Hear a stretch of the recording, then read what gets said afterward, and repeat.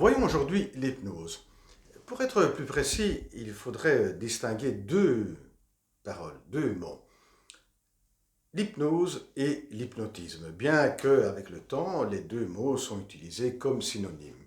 Commençons par l'hypnose. L'hypnose est cet état de la conscience modifiée d'une personne provoquée par la suggestion induite par une autre personne. Et la personne sous l'état d'hypnose est sous l'emprise de cette personne qui lui a provoqué l'hypnose. Ce qui veut dire que cette personne va faire ce que l'autre va lui demander de faire. Elle n'a plus une maîtrise de sa propre volonté. Donc sa volonté dépend de la volonté d'une autre personne.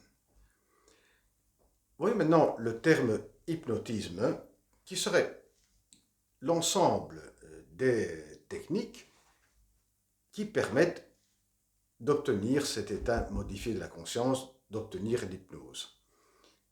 Et cela à des fins thérapeutiques. Freud a, au début de sa carrière de thérapeute, utilisé l'hypnose, l'hypnotisme comme technique pour soigner ses patients.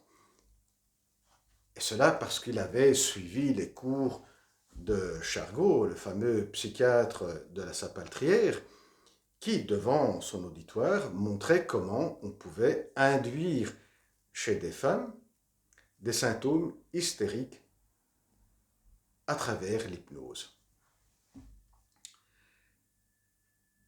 Freud va très tôt abandonner l'hypnose pour plusieurs raisons. Il n'aimait pas tellement l'hypnose, il préfère donner la liberté de parole aux patients, et puis parce que les effets bénéfiques sous cet état modifié de la conscience, sous hypnose, eh bien, ne durent pas dans le temps. Et lorsque Freud abandonne l'hypnose, habituellement, on fait coïncider la naissance de la psychanalyse. Cela dit, Freud va toujours s'intéresser à l'hypnose et à la suggestion.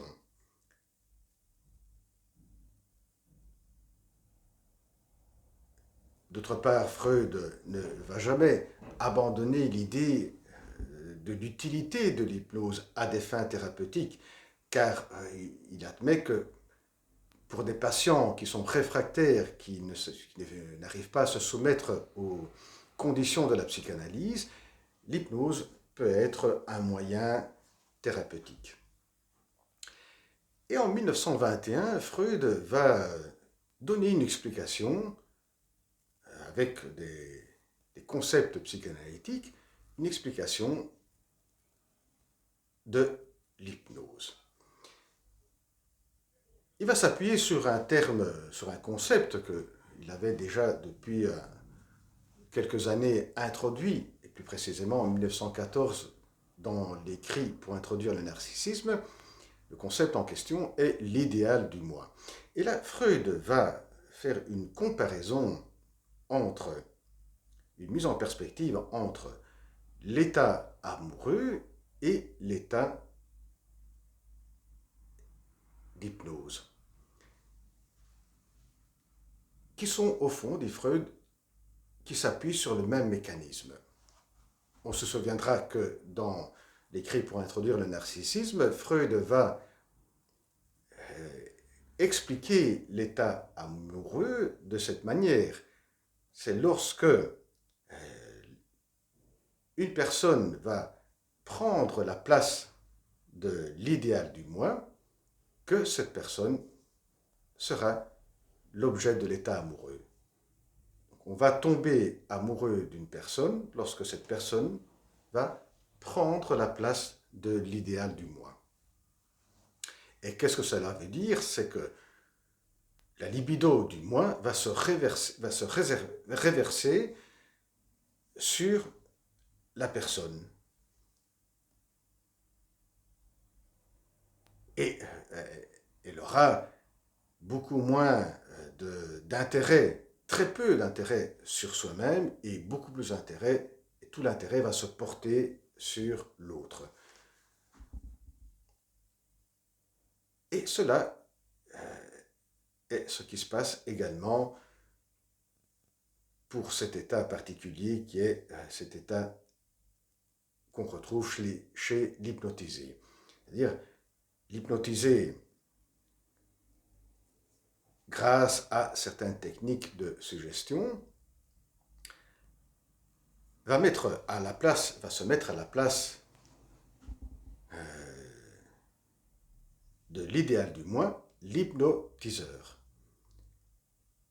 Bon, la libido va donc se réverser sur l'hypnotiseur et tout l'intérêt va être concentré sur cette personne.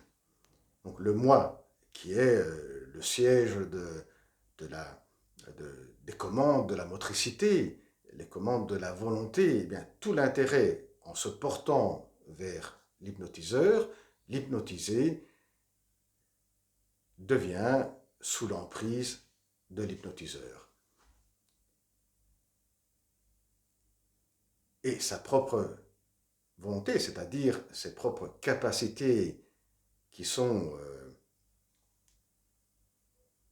dans le moi, vont être déléguées à celui-là qui occupe la position de l'idéal du moi. La différence qu'il y a entre l'état amoureux et l'état qu'on retrouve sous hypnose, c'est que dans le cas de l'hypnose, il n'y a pas un arrière-plan sexuel. Il n'y a pas une attente de satisfaction sexuelle.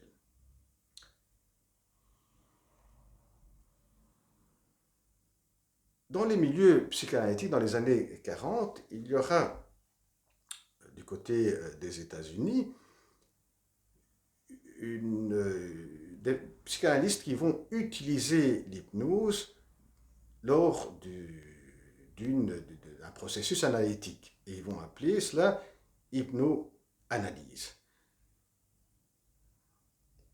Et ils vont alterner des périodes, des moments où on utilise l'hypnose pour avoir plus de matériel qui va être à la suite utilisé dans les séances où il n'y a pas d'hypnose. Selon Glover, psychanalyste américain, l'hypnoanalyse ne serait pas vraiment un progrès dans le domaine de la psychanalyse, mais plutôt un progrès dans le domaine de l'hypnotisme.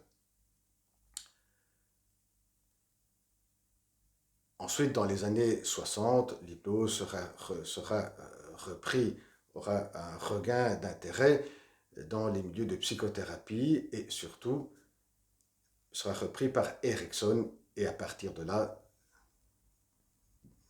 sera repris dans plusieurs courants de psychothérapie et avoir un certain succès. Et bien voilà, à la prochaine vidéo, au revoir.